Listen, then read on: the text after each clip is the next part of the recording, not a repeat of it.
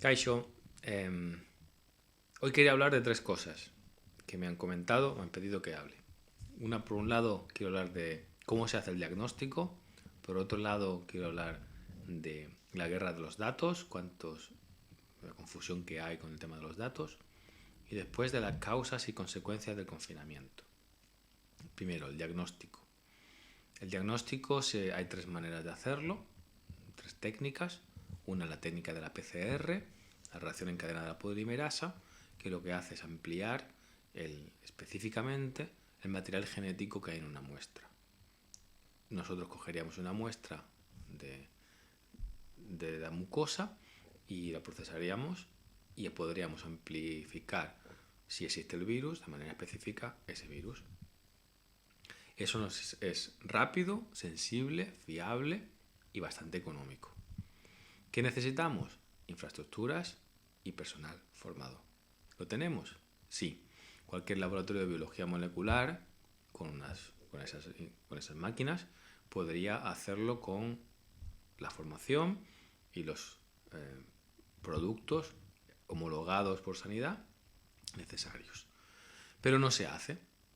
Se hace de manera muy limitada en hospitales y algunos centros que se están aprobando.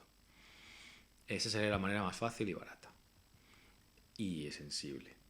Y después, la otra técnica serían los kits rápidos y las pruebas serológicas. Ambas se basan en los anticuerpos. Los anticuerpos son moléculas que produce nuestro sistema inmune defensivo que reconocen de manera muy específica un agente infeccioso, otra molécula. Como si fuera una llave y una cerradura. Encajan perfectamente.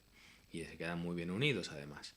Entonces, los kits de diagnóstico rápido, los kits rápidos que lo habéis oído, porque el gobierno compró no sé cuántos miles a China y una empresa china y eran defectuosos, no funcionaban bien, han tenido que devolver, pues esos kits rápidos nos permitirían con una muestra también de mucosa detectar rápidamente la presencia del virus.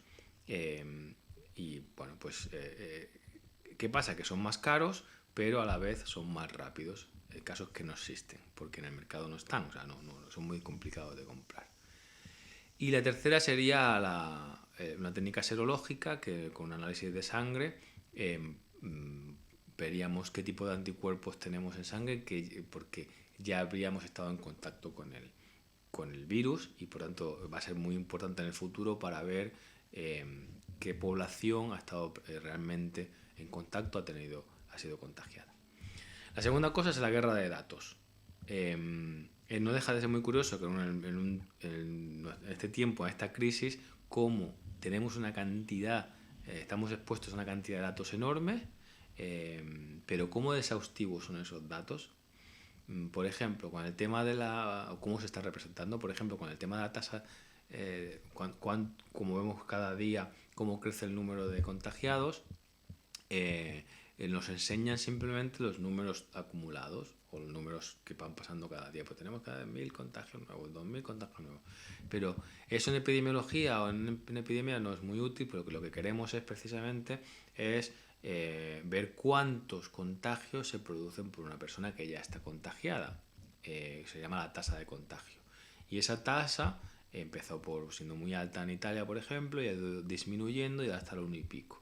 O sea, significa que están funcionando las medidas que se están tomando, más o menos lentamente, con más o menos problemas, pero están funcionando. Sin embargo, cuando vemos el número total, no vemos que funcione, porque lo que hace es aumentar. Cada vez tenemos más personas contagiadas, pero en realidad la tasa está bajando. Y tres ejemplos sobre ruido y guerra de datos. El primero sería Alemania. Hay mucha confusión de por qué en Alemania hay una tasa de mortalidad bastante baja, del 0 y pico, menos del 1, uno de los países con menos mortalidad. Hay tres hipótesis. Pues sería, primero, no se están contabilizando todos los fallecidos que son positivos, o sea, la gente que se muere en las residencias o en casa, no se le está haciendo el diagnóstico, por tanto mueren, pero no cuentan como positivo. Otro sería la capacidad sanitaria del país, que tiene 8 camas por cada 1.000 habitantes, mientras que España tiene 3, y hay estudios que demuestran que el número de camas influye en la mortalidad. por la neumonía y tal. Y después estas dos afectarían a lo que sería el numerador. ¿Cuántos muertos? Unos porque no se están contando y otros porque no están sucediendo. Pero ¿cuántos muertos numerador? ¿Y qué pasa con el denominador? Pues sería cuántos enfermos o cuántos contagiados tenemos. Y eso depende también de la capacidad de diagnóstico que tenga esa región, ese país. Y en Alemania tiene uno de los países con más diagnósticos realizados. Eso es lo que dicen, esas son las tres hipótesis, pero en realidad pueden ser las tres ciertas o ninguna. Probablemente sean las tres ciertas. Hablando de los tests y del ruido, me llamó la atención que esta semana salió que España era el tercer país que más diagnósticos había realizado, lo cual es muy sorprendente.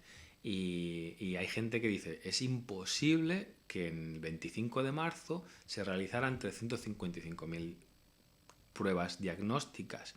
Es logísticamente inverosímil.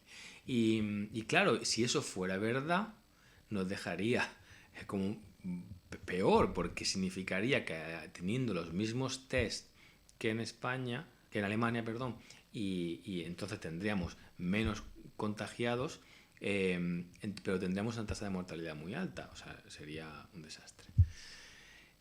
Probablemente no hayamos hecho esos tests, simplemente son test comprados o no sé lo que es.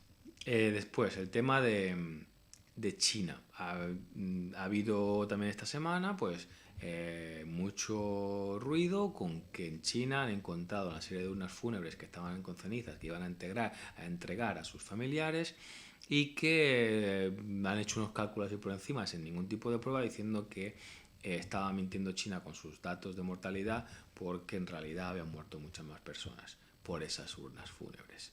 Pero sin tener ni idea sobre cuál es la mortalidad total de la región por todas las enfermedades, comparando con la del año pasado, y si realmente hay esa diferencia entre la mortalidad esperada, comparando con la del año pasado, y la mortalidad del coronavirus, ¿vale?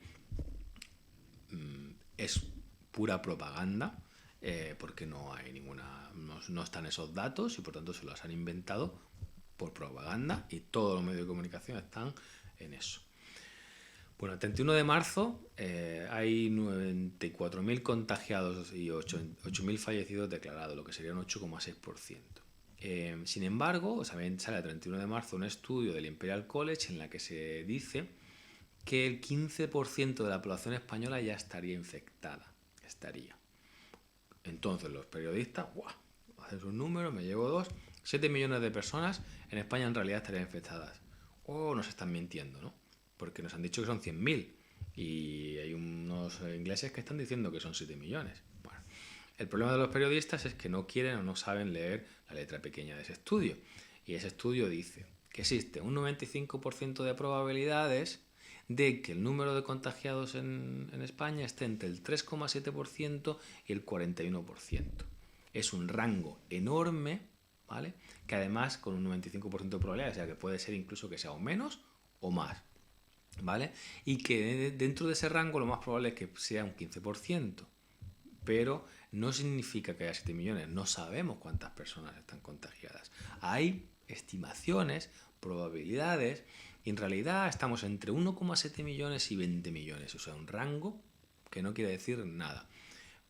1,7 millones ya hay bastante gente, o sea, son 10 veces más. Pero decía alguien, ojalá realmente tengamos 7 millones de contagiados, porque significaría que Fernando Simón lo ha hecho muy bien, en el sentido de que nuestra mortalidad sería muy baja, ¿de acuerdo?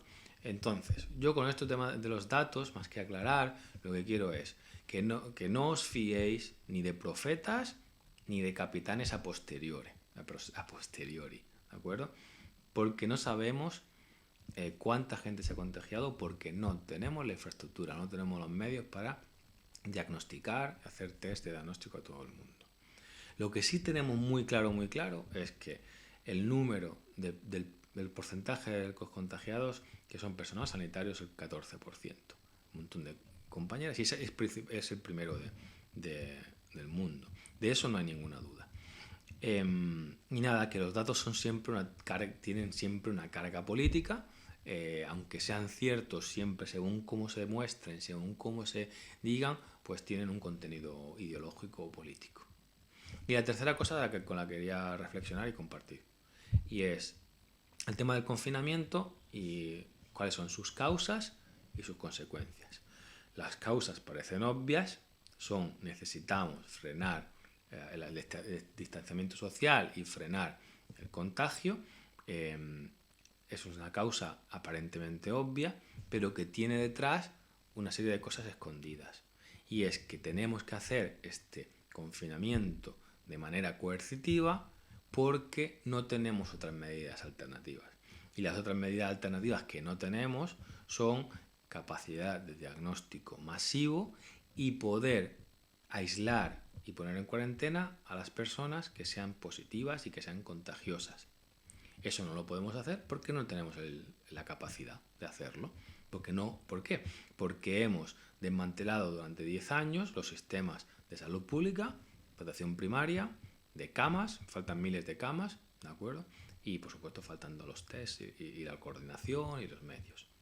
¿De acuerdo? ¿Cuáles son las consecuencias entonces de esta medida, que no era la única, pero es la única posible en estas circunstancias? Las consecuencias son principalmente lo que se llama iatrogenia. La iatrogenia es el daño que hace una medida sanitaria. Cuando nosotros tomamos un medicamento, cuando hay cualquier tipo de medida sanitaria, se producen también daños. Y esos daños tienen que ser evaluados para ver si son mejores que los beneficios o son más que los beneficios o no.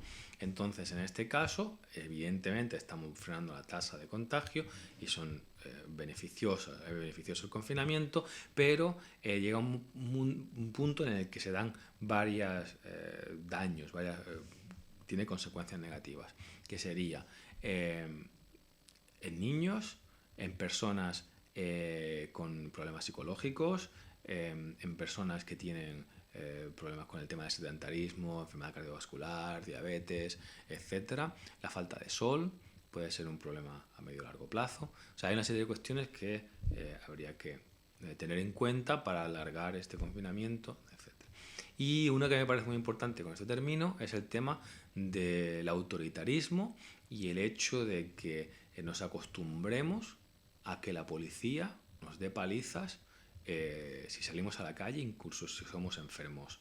¿De acuerdo? Agur.